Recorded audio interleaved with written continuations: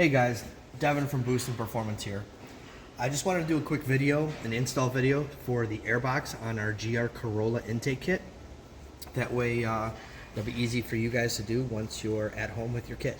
So I'm assuming you guys understand how to uninstall the factory airbox, pretty straightforward. Now the airbox, our airbox mounts in the 3 locations that the factory airbox mounts in.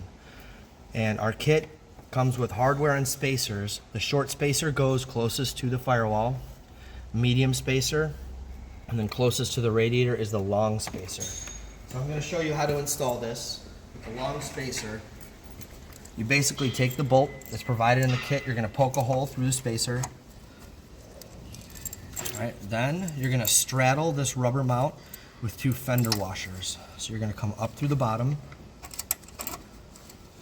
We got 1 washer on either side of the rubber mount. We got our spacer and then another washer on top to spread the load on the airbox. All right, once we're there, we're going to bring our airbox over.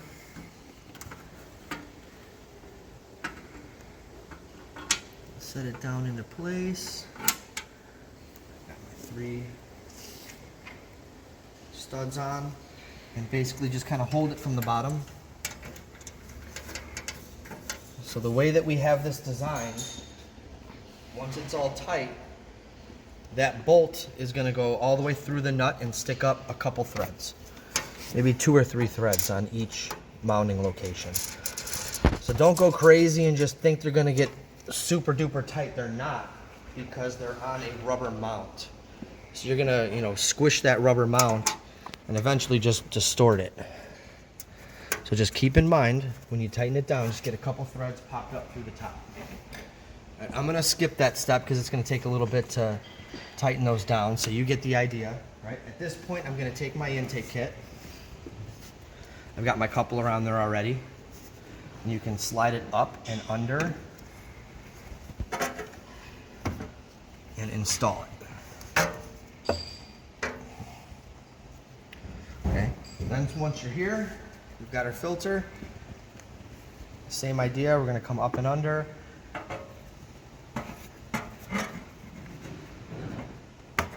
Install the filter kit. There it is, right? And we've got a little bit over 1 inch above and below the filter. Nice clearance. Then you can go ahead and adjust everything the way you want. Get your couplers tight, plug your MAF in.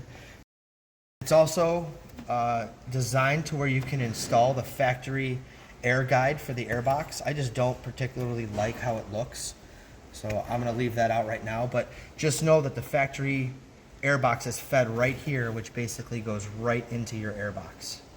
So you can draw air from the front and from the side here, and essentially you're blocking everything that's got heat. Another quick detail that I wanted to include for you guys: when you remove the factory airbox, make sure you remove the vacuum line from this vacuum tee right here on the right side. And I leave that vacuum line on the factory airbox. That way, if you ever want to install it, you've got everything in one spot. So leave the vacuum line on the left and the bottom of that vacuum tee. But on the right side is where you remove the factory vacuum line, and that's where you install the cap that's provided in the kit. So we've had some people put the caps in the wrong place, so I just want to be very clear with that. That's where the cap goes.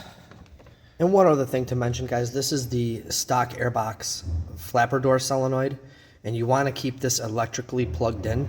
So we create a mounting hole on the back of the airbox right here by your fuse box and the power distribution, and then that way you can bolt it in there, plug it in, and not have any issues with the check engine light.